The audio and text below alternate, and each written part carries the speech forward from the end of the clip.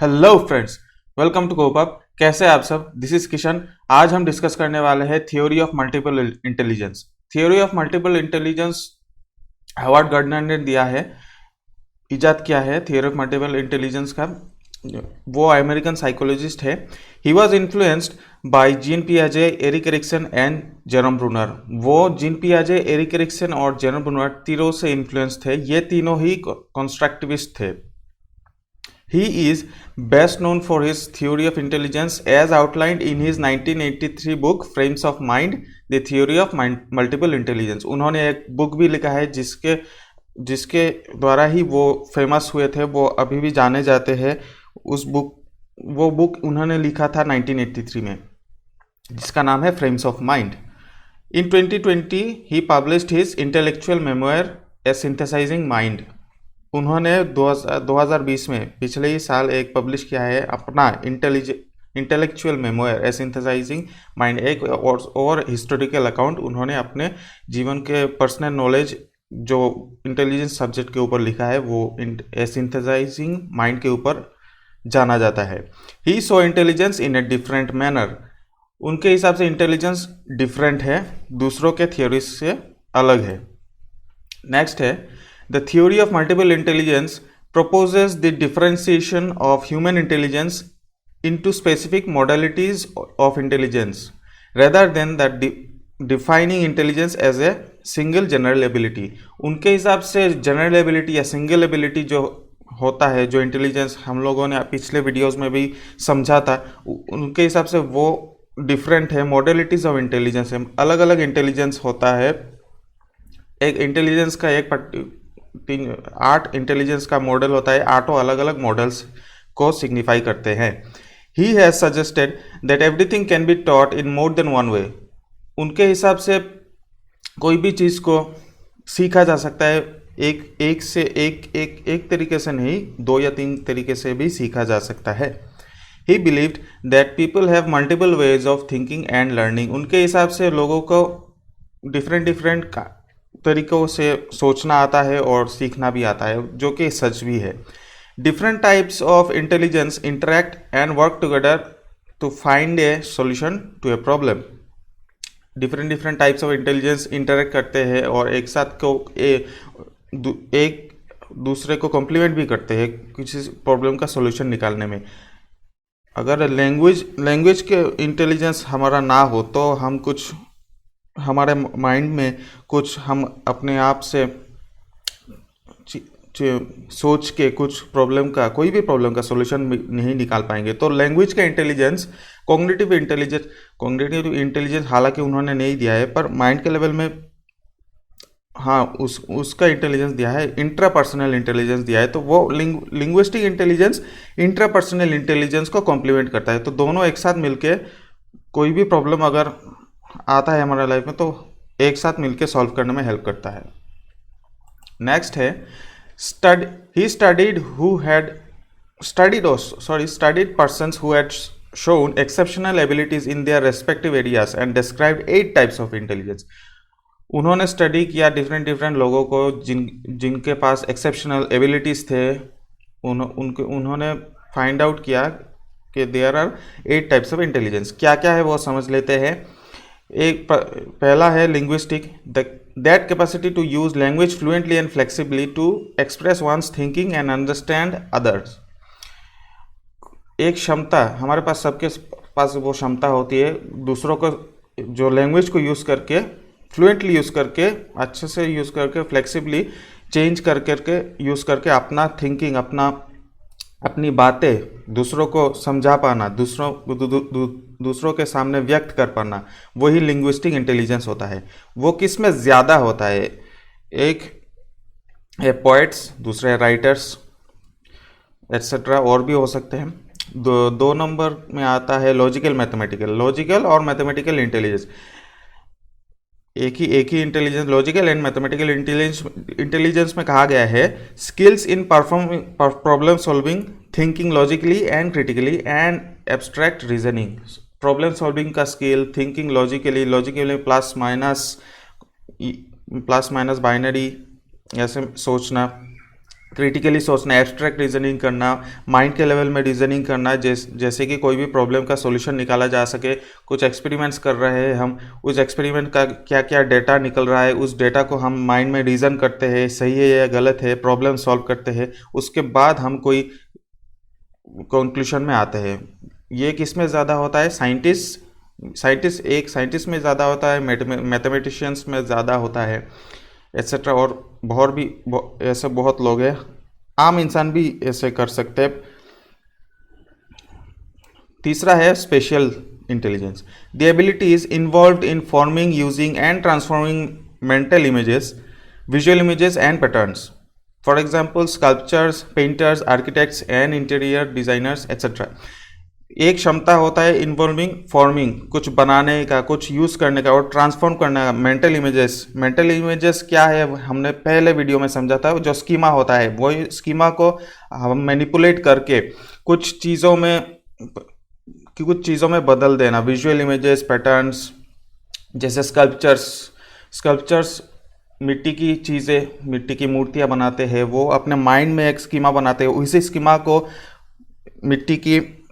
मिट्टी की चट्टानों पर खोद कर स्कल्पचर्स बनाते हैं, मूर्तियाँ बनाते हैं। पेंटर्स ड्राइंग करते हैं, आर्किटेक्ट्स घर बनाते हैं, इंटीरियर डिज़ाइनर्स घर को सजाते हैं। वो उन्हीं लोगों में ज़्यादा होता है जिसका स्पेशल इंटेलिजेंस ज़्यादा होता है। ये कुछ एग्जांपल्स दिया हुआ है। नेक्स्ट है musical, the capacity to produce, create and manipulate musical rhythms and patterns. Musical intelligence किस में ज़्यादा होता है? यहाँ पर एग्जांपल्स नहीं दिया हो, पर एग्जांपल्स हम ले सकते हैं। सिंगर्स में ज़्यादा होता है, म्यूजिक डायरेक्टर, कंपोजर्स। सिंगर्स कैसे? जैसे अरिजीत सिंह, श्रेया घोषाल, उनमें म्यूजिकल इंटेलिजेंस ज़्यादा है, इसलिए वो अपने वॉइस को मैनिपुलेट करके, प्रोड्यूस करके अच्छी तरह music rhythm, music sound create कर पाते हैं, मेलोडियस साउंड बना पाते हैं। म्यूजिक कंपोजर ले सकते हैं, AR रहमान ले सकते हैं, famous Oscar winning music director है। उनका म्यूजिक इंटेलिजेंस हाई है, इसलिए वो लोग अच्छे से मैनिपुलेट कर पाते हैं रिदम्स को। नेक्स्ट है bodily kinesthetic, the use of the whole body और portion of it creatively and flexibly for display, construction of products and problem solving. अपने बॉडी को किसी पोर्शन को अगर हाथ से हम अच्छा कर पाते हैं, जैसे क्रिकेटर हो गया, पिछले वीडियो में भी हम लोगों ने डिस्कस किया, हाथ से अच्छा यूज़ करना, बैट से यूज़ करना, तो particular portions of body use करके, क्रिएटिवली यूज़ करके, फ्लेक्सिबली यूज़ करके कुछ डिस्प्ले करना हो, या फिर कंस्ट्रक्ट करना हो, कुछ प्रोडक्ट को बनाना हो, या प्रॉब्लम सॉल्विंग करना हो, ऐसे इंटेलिजेंस जिसमें ज़्यादा होता है वो होते हैं जैसे कि एथलीट्स, डांसर्स, एक्टर्स। एथलीट्स क्या होता है? जिनमें जैसे नीरज चोपड़ा हो गए, उनको जेवलिन थ्रो अच्छा आता है, इसलिए गोल्ड मेडल भी मिला। उनका क्या है, एक पर्टिकुलर उनका आर्म का स्ट्रेंथ अच्छा है, बॉडी का उस पोर्शन में ज़्यादा स्ट्रेंथ है, इसलिए उन्होंने जेवलिन स्पोर्ट्स को चूज़ किया। क्योंकि उनका बॉडी काइनेस्थेटिक इंटेलिजेंस ज़्यादा अच्छा है। डांसर्स, पूरा बॉडी उनका मूवमेंट होता है। एक्टर्स, वो लोग अपना एक्टिंग करके नकल कर पाते हैं लोगों की, वो लोग बॉडी को यूज़ कर पाते हैं, आंखें को मैनिपुलेट करते हैं, एक्सप्रेशंस देते हैं। ऐसे ही वो लोग बॉडीली काइनेस्थेटिक अपना इंटेलिजेंस यूज़ करते हैं। छठा है interpersonal.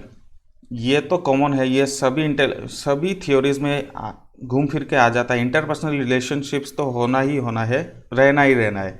Skill of an individual to understand the needs, motives, feelings and behaviours of other people for better understanding and relationship. Skills of एक दूसरे के साथ हम लोग कैसे इंटरेक्ट करते हैं, समझ पाते हैं दूसरों की नीड क्या है, क्या उनकी आवश्यकता है, क्या उनकी मोटिव है, क्या फीलिंग्स है, क्या फील कर पा रहा है, ये सब समझ पाना। बिहेवियर समझ पाना, कोई गुस्सा है या कोई खुशी है, ये सब समझ पाना। इंटरपर्सनल स्किल्स ये हमारे सब में ही होता है, बट किस में ज़्यादा होता है? Clinical psychologist, counsellors and politicians तो हम सबको पता है, उनके पास इंटरपर्सनल स्किल्स मैं बोलूँगा सबसे ज़्यादा होता है। वो ही क्राउड को सबसे ज़्यादा उनको पता होता है कि क्राउड को, मतलब हमको क्या सुनना अच्छा लगता है, वो उस तरह अपने स्पीच बनाते हैं और लोगों के सामने प्रेजेंट करते हैं। स्पीच भी वो लोग अच्छा देता है। For example famous politician and prime minister of India Narendra Modi. Counsellors दूसरों के प्रॉब्लम्स अच्छे से बैठ के सुनते हैं, समझते हैं, उसके बाद सॉल्यूशंस देते हैं। क्लिनिकल साइकोलॉजिस्ट भी हाँ कुछ हद तक वही काम करते हैं। एबनॉर्मल साइकोलॉजी को ट्रीट करते हैं, etcetera. Intrapersonal intelligence, it refers to the awareness of one's own feelings, motives, desires, and knowledge of one's internal strengths and limitations, and using that knowledge to effectively relate to others. Intrapersonal intelligence वो intelligence है जो self actualisation, जो हम अपने feelings, अपने motives, अपने इच्छा, अपने डिज़ायर्स को नॉलेज डेटा, वही इंटरनल स्ट्रेंथ्स क्या है, इंटरनल लिमिटेशंस क्या है, क्या हमारे स्ट्रेंथ्स है, क्या वीकनेसेस है, वही नॉलेज को यूज़ करके इफेक्टिवली यूज़ कर पाते हैं। कोई भी सिचुएशन हो जाए या कोई भी कि इंसान उनके साथ कैसे रिलेट कर पाते हैं, कैसे व्यवहार कर पाते हैं और अपने आप को कैसे इम्प्रूव कर पाते हैं, वही इंट्रापर्सनल इंटेलिजेंस होता है। यही इंटेलिजेंस किस में ज़्यादा होता है? फिलोसोफर्स में ज़्यादा होता है। फिलोसोफर्स में कौन आते हैं? जैसे प्लेटो आते हैं, सोक्रेटिस आते हैं, रिसेंट टाइम्स में बोल सकते हैं सदगुरु आते हैं, और भी बहुत सारे फिलोसोफर्स हैं। कोई भी फिलोसोफर बन सकता है, ये कोई बड़ी बात नहीं है। हम सब भी फिलोसोफर्स हैं अपने अपने लाइफ में। 8वां जो लास्ट है, naturalistic intelligence, complete awareness of our relationship with the natural world and sensitivity to the features of the natural world. Naturalistic intelligence उनका ज़्यादा होता है जो कंप्लीटली अवेयर होते हैं नेचर के बारे में। देखा है आपने को जो एनवायरनमेंट के ऊपर जो प्रोटेस्ट करते हैं, मतलब वो एनवायरनमेंट के ऊपर जो प्रोटेस्ट करते हैं, कुछ लोग हैं वो क्लाइमेट चेंज के बारे में बात करते हैं। उनको पता है कि नेचर वर्ल्ड कैसे काम करता है। एक हुआ, दूसरा हुआ बोटानिस्ट हो गया, जो बोटानी के लेके पढ़ते हैं, पौधों के बारे में ज़्यादा जानते हैं। जूलॉजिस्ट हो गए, एट्सेट्रा। वो उनको नेचर के बारे में, हमारे सराउंडिंग के बारे में, क्लाइमेट चेंज के बारे में ज़्यादा पता होता है। वो अवेयर रहते हैं और नेचर को कैसे प्रिजर्व करके रखना है, नेचर के साथ कैसे एक साथ रह के सेंसिटिवली नेचर को हार्म नहीं करना है, ये सब चीज़ें उनके पास ही नेचुरलिस्टिक इंटेलिजेंस ज़्यादा होता है। पर एक बात है जो डिमेरिट्स भी बोल सकते हैं, यहाँ पर मैंने नहीं लिखा। ये सब थ्योरीज का जो 8 इंटेलिजेंस का टाइप बताया है हावर्ड गार्डनर ने, इसी टाइप्स का कोई एम्पिरिकल एविडेंस नहीं है। इसका कोई लिखित एविडेंस अभी तक नहीं इजाद हुआ है उनके द्वारा। वो अभी भी जिंदा है, 78 साल के हो चुके हैं। ये एक डिमेरिट बोल सकते हैं। ये इंडिविजुअल टू इंडिविजुअल ये 8 निकालना अभी तक संभव नहीं हुआ है। सो आशा करता हूँ आप लोगों को ये वीडियो अच्छा लगा हो तो प्लीज़ लाइक कीजिए, शेयर कीजिए एंड सब्सक्राइब कीजिए। मैं और भी वीडियोस डालते रहूँगा। ये इंटेलिजेंस सीरीज़ चल रहा है। इंटेलिजेंस सीरीज़ खत्म होने के बाद मैं बाकी और भी different topics child development and pedagogy में कवर करने वाला हूँ। तो आप सब मेरे साथ बने रहिए और देखते रहिए कोप अप। Thank you.